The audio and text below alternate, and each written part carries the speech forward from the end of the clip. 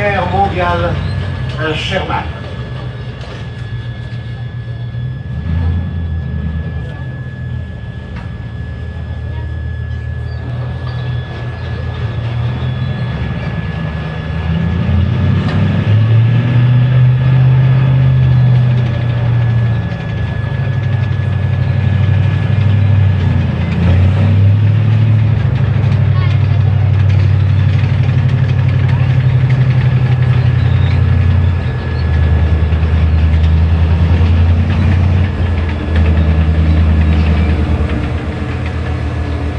Vous avez devant vous le véhicule le plus utilisé par les Alliés de l'Ouest pendant la Deuxième Guerre mondiale, le F4 dit Sherman.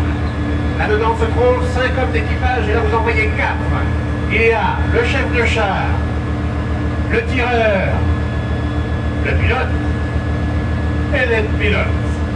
Il n'y a que 4 trappes. Or, il y a 5 hommes d'équipage. Le 5e homme, vous ne pourriez pas le voir puisque c'est le chargeur. Le chargeur est l'homme qui passe son temps à mettre les obus les uns après les autres dans le canon de la machine.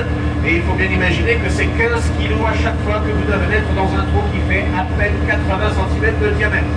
Autant dire un travail éreintant. Ce canon, justement, c'est un canon de 76,2 que l'on confond souvent avec le canon britannique.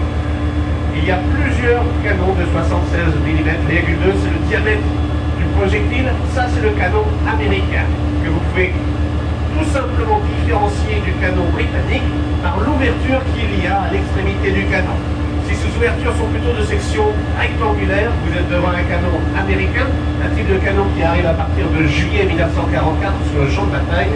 Et si les ouvertures latérales sont rondes, vous êtes devant le canon britannique. Et le Sherman qui est devant vous est alors un Firefly. Si vous voulez faire la différence, c'est tout simple. On a un Firefly dans le musée. C'est notre dernier véhicule qui soit arrivé en présentation. Il est arrivé il y a quelques mois seulement. Le Sherman qui est devant vous est d'ailleurs aux couleurs britanniques, les quartz. Ce sont les insignes que vous avez à l'avant. Ballymena est un nom d'époque, mais il ne s'agit pas devant vous du Ballymena d'origine, il s'agit d'un hommage à un véhicule de cette époque. Les forces militaires françaises vont utiliser de nombreux Sherman, en particulier dans la 2e division blindée du général Leclerc.